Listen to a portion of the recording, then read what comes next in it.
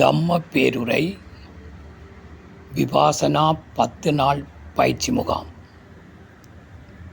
தம்ம பேருரையின் 5ஆம் 6ஆம் நாள் பேருரை.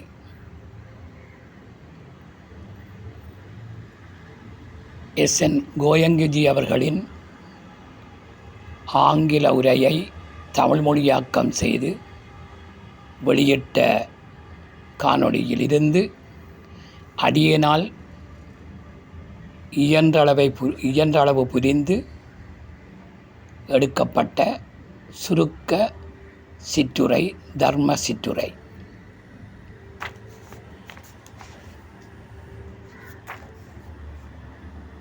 விபாசனா 4ஆம் நாள் ஒரு மிக முக்கியமான நாள் என்று ஏற்கனவே வெளியிட்ட வீடியோவில் கூறியிருந்தேன். அதிலே இடையிலே சில நேரங்களில் வார்த்தைகள் கொஞ்சம் மாறுபட்டிருந்தாலும் அது இன்னொரு இடத்தில் சரியாக சொல்லப்பட்டிருக்கும். என்றாலும் அந்த 4ஆம் நாள் உரையின் முக்கியமான பகுதி என்னென்றால், ஆனாபான சதி தியானத்தில் மூக்கின் நுனிப்பகுதியில் கவனத்தை செலுத்தி அதில் ஏற்படும் உணர்ச்சிகளை, அதனால் ஏற்படும் உணர்ச்சிகளை உணர்ச்சி மறையும் வரை அவதானித்து கடந்து செல்வதே ஆனாபான தியானத்தின் முக்கிய செயல்பாடாகும். ஆனால் விபர்சனாவில் அவ்வாறு உணர்ச்சி கரைந்து செல்லும் வரை பார்ப்பதில்லை. அந்த உணர்ச்சி கண்டறிந்தவுடன் அடுத்த பகுதிக்கு செல்ல வேண்டும். அடுத்த பகுதிக்கு சென்றபின் ஏற்கனவே பார்த்த இடத்தில் உணர்ச்சி தோன்றினால் அதனை நாங்கள் அடுத்த சுற்றில்தான் அவதானிக்க வேண்டும், உடனடியாக மேலே செல்லக்கூடாதென்றும்,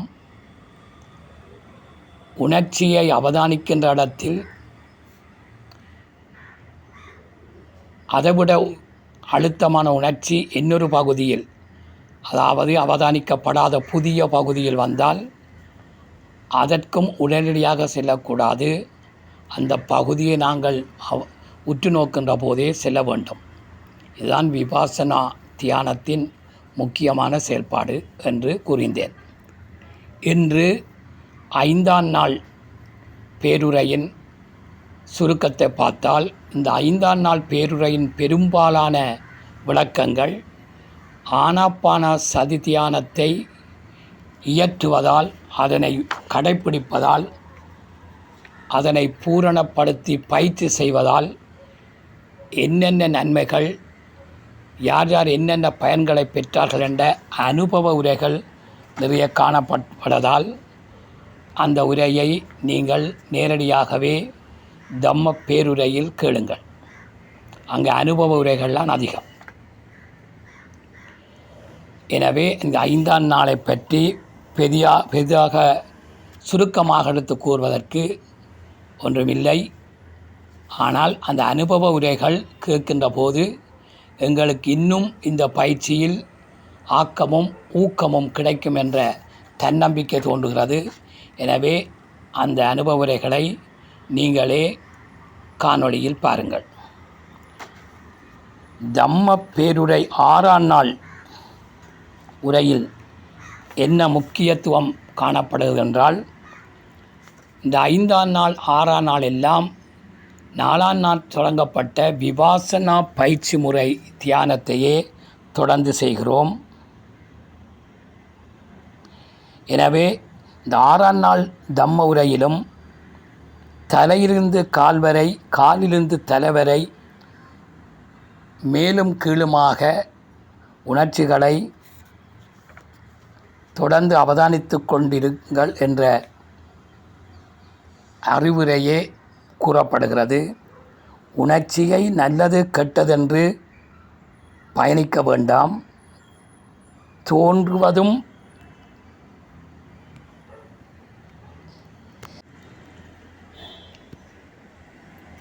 தோன்றுவதும் மறைவதும்தான் உணர்ச்சியின் இயற்கை பண்பு. எனவே எந்தொரு உணர்ச்சியும் நிலையானதல்ல, அது நிலையற்றது.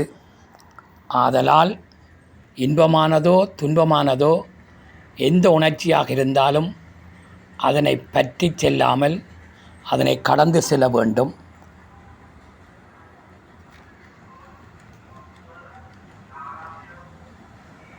இந்த 6ஆம் நாள் உரையில் ஒரு சிறப்பம்சமாக இடையிலே குறிப்பிடுகிறார்.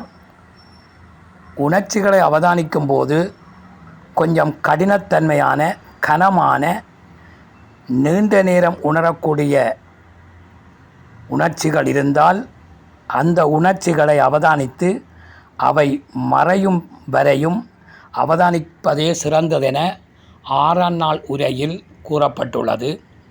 ஆனால் 4ஆம் 5ஆம் நாள் வரை இந்த கூற்றுக்களை கூறாமல் 6ஆம் நாள் விளக்குரையில் இவ்வாறு சொல்லப்படுகிறது. எனவே எந்த இடத்தில் உணர்ச்சி தோன்றுகிறதோ அந்த இடத்தில் தோன்றுகின்ற கனமான உணர்ச்சியாக இருந்தால் அதை கரையும் வரை அவதானிக்க வேண்டும் என்று சொல்லப்படுவது இங்கே நீங்கள் அவதானிக்க வேண்டிய 6ஆம் நாள் விடயத்தில் ஒன்றாக இருக்கும். கடினமானதோ மென்மையானதோ அவை எதுவாக இருந்தாலும் தோன்றி மறையும் என்பதே இயற்கை நியதி என்று மீண்டும் மீண்டும் அங்கு சொல்லப்படுகிறது. இந்த இயற்கை நியதியை மன சமநிலையோடு பார். விருப்பு வெறுப்புக்கு உட்படாமல் அதனை மன சமநிலையோடு, உளச்சமநிலை அல்லது மனச்சமநிலை என்று அது சொல்லப்படும், மனச்சமநிலையோடு பார்க்க வேண்டும் என்று சொல்லப்படுகிறது. எந்தொரு மன செயல்பாட்டுக்கும் அந்த நிலைகள், மனத்தின் நிலைகள் 4 வகை என்று கூறுகிறார். அதாவது மனதின் நிலைகள் என்றால் 1 அறிதல், 2வது மதிப்பீடு செய்தல், 3வது இன்ப துன்பங்களை அறிதல், 4வது மன மாசுக்கள் ஏற்படுதல். இதுதான் மனத்தின் 4 விடயம். ஒன்றை அறிகிறோம், அதை உடனடியாக நாங்களே மதிப்பீடு செய்கிறோம், அதில் வரும் இன்ப துன்பங்களை பற்றி ஆளாகிறோம், அதுவே மன மாசாக மாறுகிறது. எனவே இந்த மன மாசை நீக்கினாலே ஞானம் பிறக்கும் என்பதே விபாசனா தியானத்தின் முக்கியமான விடயமாக உள்ளது. இந்த உணர்ச்சிகள் எவ்வாறு தோன்றுகின்றன? இந்த உணர்ச்சிகள் ஒரு இடத்தில் எரிச்சலாகவும், இன்னொரு இடத்தில் அரிப்பாகவும், இன்னொரு இடத்தில் சூடாகவும், இன்னொரு இடத்தில் குளிராகவும், இவ்வாறு உணர்ச்சிகள் ஏன் மாறுகின்றன என்றால், நாங்கள் ஏற்கனவே சொன்னது போல் இந்த மனித உடம்பானது மகா பூதங்களாலும் அந்த பூதங்களின் செயல்பாடுகளாலும் உருவாக்கப்பட்ட ஒரு கலவையாகும். மகாபூதங்களினதும் அதன் செயல்பாடுகளாலும் உருவாக்கப்பட்ட ஒரு அணுக்கூட்டாகும். எனவே அந்த மகாபூதங்களில் என்ன பண்புகள் நமது உடலில் காணப்படுகிறதோ அதற்கேற்ப என்ன நடக்கும் என்றால் எங்களோட உணர்ச்சிகளும் மாறும். அதாவது நிலத்தின் தன்மை கெட்டுத்தன்மை, கெட்டு என்றால் வலுவானது, கெட்டுத்தன்மை. அப்போ அதன் பண்பு கனமாகவும் லேசாகவும் இருப்பது. எனவே உங்கள் உடலில் நிலத்தின் உணர்ச்சி அதிகரிக்கின்ற போது உங்கள் உடல் என்ன செய்யும் என்றால், ஒன்றில் உடல் பாரமாக தெரியும், கனமாக தெரியும், இல்லையேல் லேசாக இலகுவாக இருக்கும். எனவே உடல் லேசாகவோ இறுக்கமாகவோ கனமாகவோ இருந்தால் அங்கு என்ன நடக்குது என்றால், அந்த உங்கள் உடலில் நிலத்தின் இயல்புத்தன்மை, நிலத்தின் தன்மை அதிகமாக உள்ளது. அதே போல நெருப்பு என்பதன் தன்மை சூடும் குளிரும். எனவே உடலில் சூடோ அல்லது குளிரோ வருகின்ற போது உங்கள் உடலில் நெருப்பு பூதம் செயல்படுகின்றது என கருத வேண்டும். அதேபோல் காற்று என்றால் அது அசைவு உணர்வை ஏற்படுத்தும். எனவே உங்கள் உடலில் தியானம் செய்கின்ற போது நடுக்கமோ அதிர்வோ அசையின் தன்மைகளோ அதிகரித்தால் அவருக்கு காற்றுப்பூதத்தின் செயல்பாடு காரணமாகவே அது காணப்படுகிறது. நீரின் தன்மை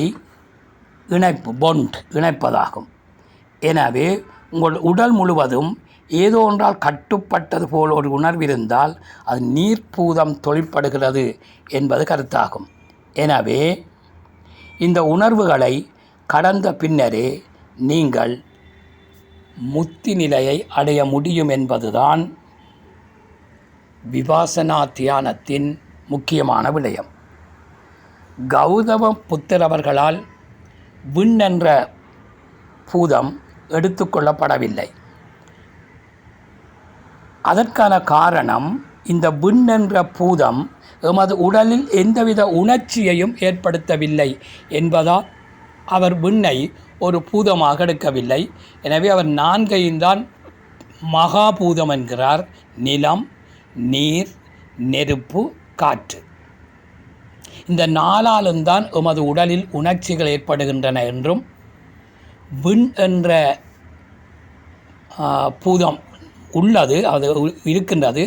ஆனால் அந்த பூதத்தால் நமது உடலில் எந்தவித உணர்ச்சிகளும் ஏற்படுவதில்லை.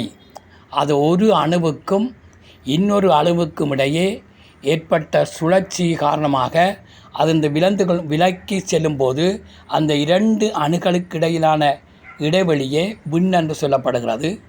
அந்த விண்ணால் உடலில் எந்தவித உணர்ச்சிகளும் ஏற்படவில்லை என்பது கௌதம புத்தரின் கருத்தாக இருப்பதால் அவர் அதனை பூதமாக கருதவில்லை என்று இங்கே சொல்லப்படுகிறது. தியானத்தின் அல்லது முத்தியின் எதிரிகள் 5 பேர். அதனை யார் களைகிறார்களோ அவர்களே முத்தி அடைய முடியும்.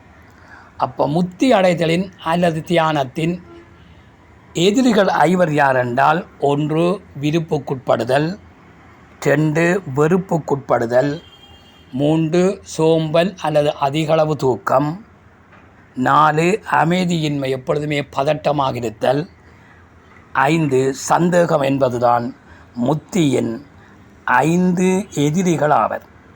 இந்த 5 எதிரிகளையும் விபாசனா தியானத்தின் மூலம் நீக்குபவரே ஒரு முத்தி நிலையை அடைய முடியும்.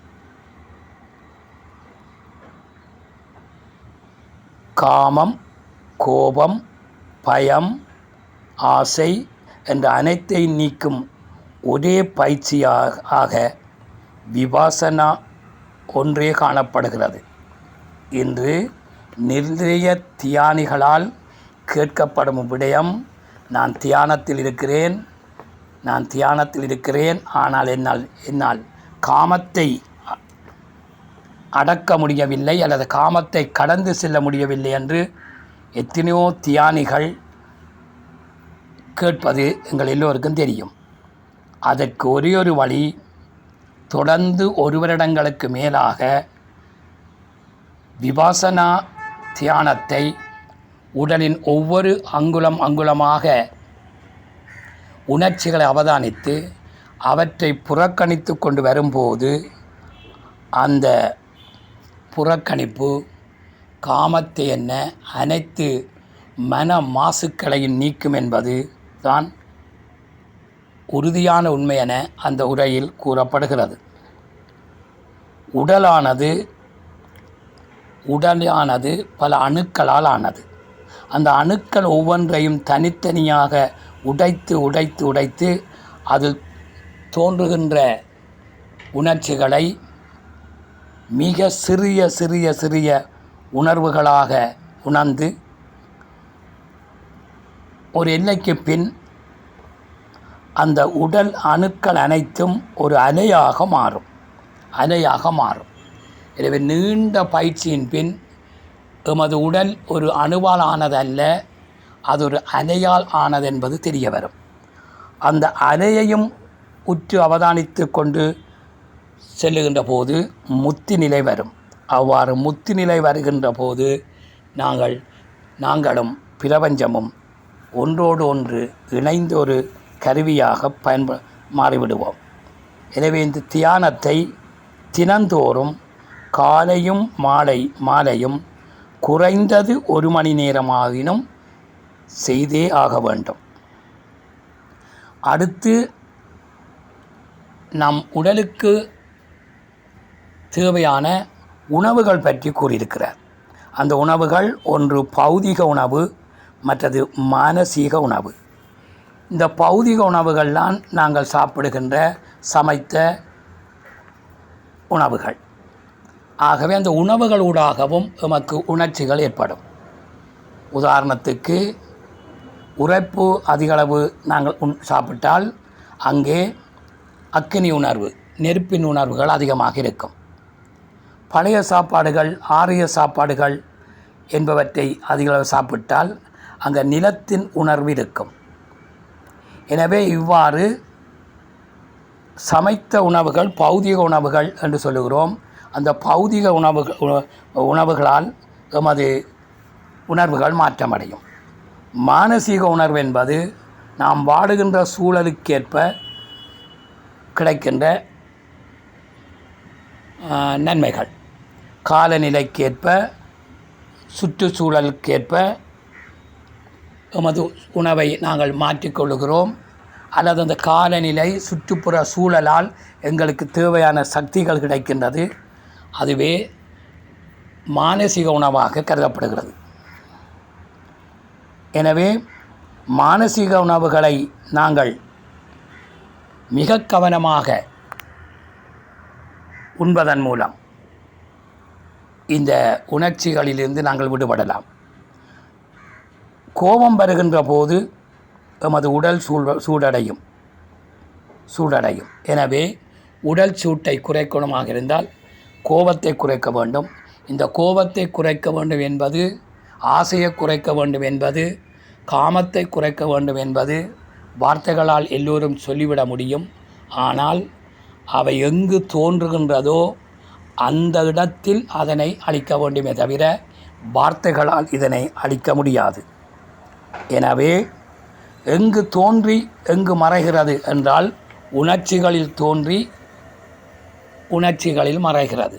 அந்த இடத்திலேயே, தோன்றும் இடத்திலேயே அழித்து கொண்டு வந்தால்தான் இந்த மன மாசுக்கள் நீங்குமே தவிர வார்த்தைகளாலோ அறிவுரைகளாலோ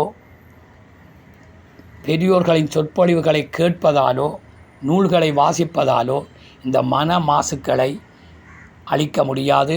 மன மாசுக்களை அழிக்கின்ற பிரதான கருவியாக விபாசனா தியானமே காணப்படுகிறது.